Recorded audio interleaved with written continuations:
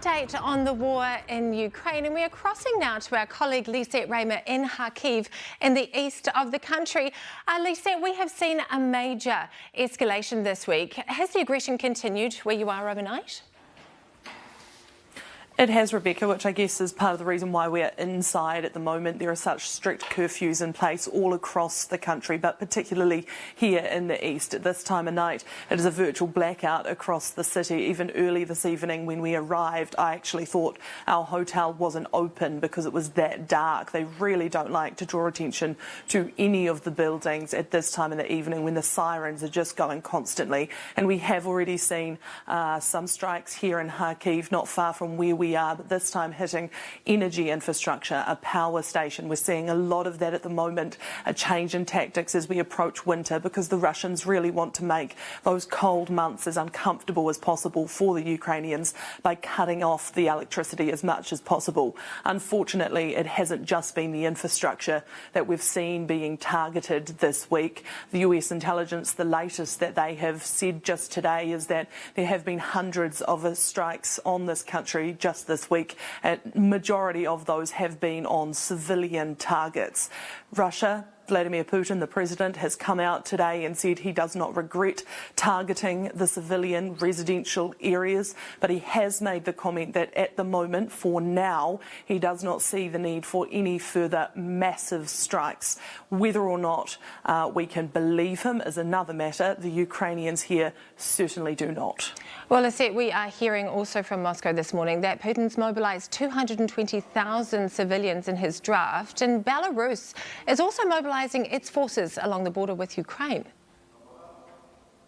Yes, so the latest on that partial mobilisation is that Putin has indicated it will wrap up in 2 weeks' time. As you say, he's hit around 220,000 enlisting soldiers joining the army. He wanted around 300,000. He is confident he will have that by 2 weeks' time, and so that's why he's made this announcement. Of course, the partial mobilisation was hugely controversial. Hundreds of thousands of young Russian men fled the country, but it was done because of this strong counter-offensive that the Ukrainians were conducting in the east, not far from where we are, really putting pressure on Putin. It was no secret, and certainly the commentary remains that he is not only running out of missiles but men as well, which is why we have seen this massive draft take place in Russia. As for Belarus, a similar story in that case, where a couple of days after a meeting with Putin, Alexander Lukashenko, the president of Belarus, came out and said yes, he would be amassing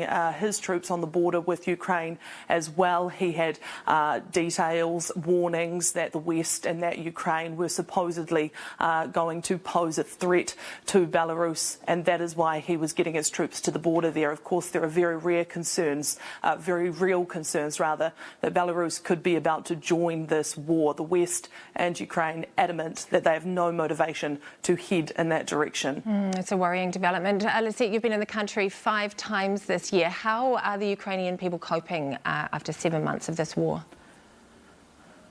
Certainly as defiant as ever, Rebecca. I don't think that is ever going to change. In fact, it's probably just ramping up as the months go past. But it would be untrue to say that people here are not growing tired. You can see the exhaustion on the faces of everyday Ukrainians, even the faces that we've grown familiar with over the times that we've come in, the people that we meet up again with. You can see that this is taking a toll on them and on their families. A lot of men have been away from their wives and children for up to closing in on 8 months now, and those who have had their children and wives come back, they've considered it safe enough. They now live in this very tense environment, and that level of stress and nerves and anxiety, as well as just that such strong determination and focus on one cause, is just so draining. It is a grind, and we are approaching winter, which they know is going to be that much more difficult again. I think a good example to put it in perspective is at the moment, if you ask people how worried they are about the concept of a nuclear war or